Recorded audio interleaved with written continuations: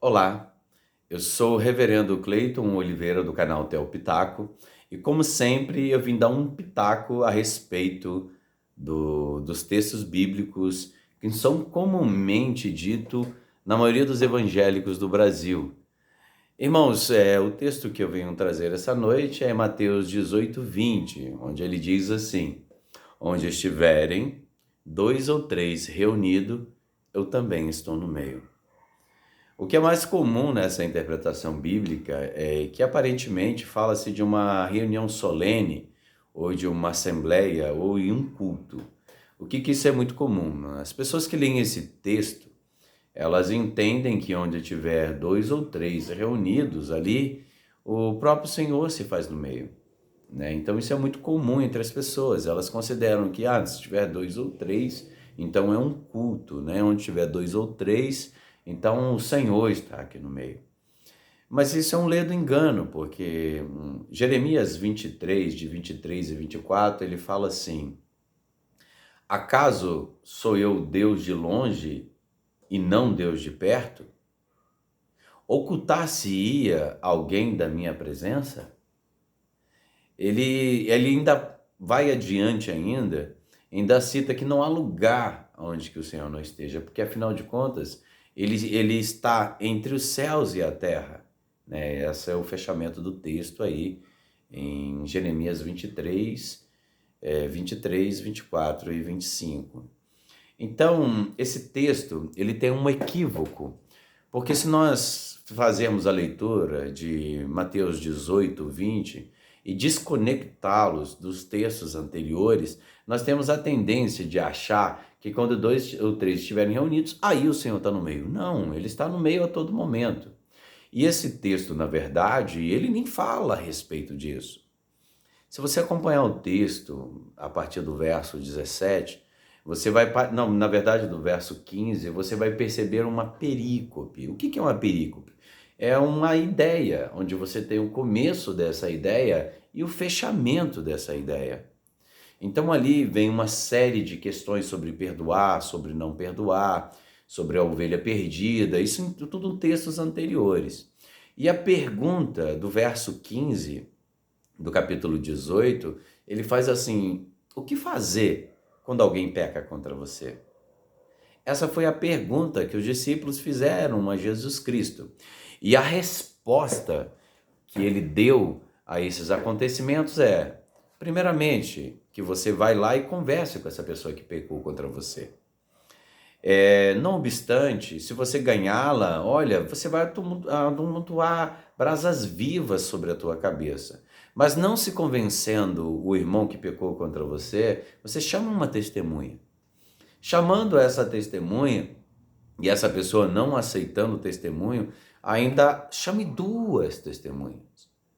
E quando chamar a segunda testemunha, não bastando, essa pessoa ela continua a não entender que aquela atitude é pecaminosa. Isso a gente está falando para irmãos, não está falando para pessoas de fora.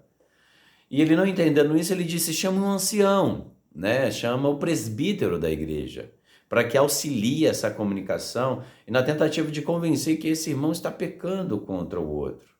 Então, até então, nós tínhamos um, de repente foi dois, agora nós temos três como testemunha. E o texto continua dizendo nessa perícope, ou seja, nessa ideia, que se essa pessoa não aceitar o conselho dos três, o que acontece? Considera ele um gentio e um publicano, ou seja, como aquele que não faz parte do corpo da igreja. Ou seja, tira essa pessoa do meio do corpo da igreja. Porque um pecador impenitente, dentro do meio dos irmãos, alguém que peca porque quer, essa questão de ser impenitente, ele não pode ficar no seio da igreja. Ele não pode ficar próximo à igreja porque ele corrompe a igreja. Então, qual é a decisão? Depois de testemunho, depois de redargui-lo uma, duas, três vezes, é o que? Afasta essa pessoa. E essas três pessoas, ela tem o poder de decidir isso. Então, aí o Senhor Jesus, ele fala assim: então, ao vocês o considerarem publicano e gentio, aí sim, ele disse: onde tiver dois ou três reunidos, eu também estou aí no meio. O que quer dizer? Que para julgamento dessa pessoa, a censura eclesiástica ela é uma prática muito comum entre os reformados. A censura eclesiástica é o afastamento do membro impenitente, aquele que peca de forma clara e objetiva e não tem nenhum medo de correção. Então, essa pessoa, depois de admoestada, segundo os conselhos desse texto, que foi perguntado pelo nosso próprio Senhor Jesus, essa pessoa é afastada do corpo da igreja. Logo depois que se essa pessoa se arrepender dos seus pecados e ela tiver a convicção disso e visivelmente ela mostrar que ela está arrependida desse pecado, aí essa pessoa é readmitida no corpo da igreja. Então, isso a gente chama de censura eclesiástica. Nas igrejas pentecostais clássicas, como a Assembleia de Deus e muitas outras, algumas igrejas também wesleyana, era muito comum essa prática de censura eclesiástica. Então, o texto, irmão, ele não trata da presença de Deus num culto solene ou num culto público. Na verdade, ele fala nada e nada, simplesmente isso, que quando através de testemunho, através do diálogo e através da conversa, essa pessoa não aceita a correção, que afaste ela da igreja e tem o aval do próprio Senhor em relação a isso. Então esse é um dos textos mais mal interpretados. Se você fizer uma leitura muito simples e desconectada do seu contexto, você vai chegar a essa conclusão. Mas o texto, na verdade, está falando simplesmente que se um pecador for impenitente e tiver o devido julgamento, essa pessoa deve ser afastada do corpo da igreja. Então esse é o canal Theo Pitaco e mais uma vez eu estou dando um pitaco a respeito do texto.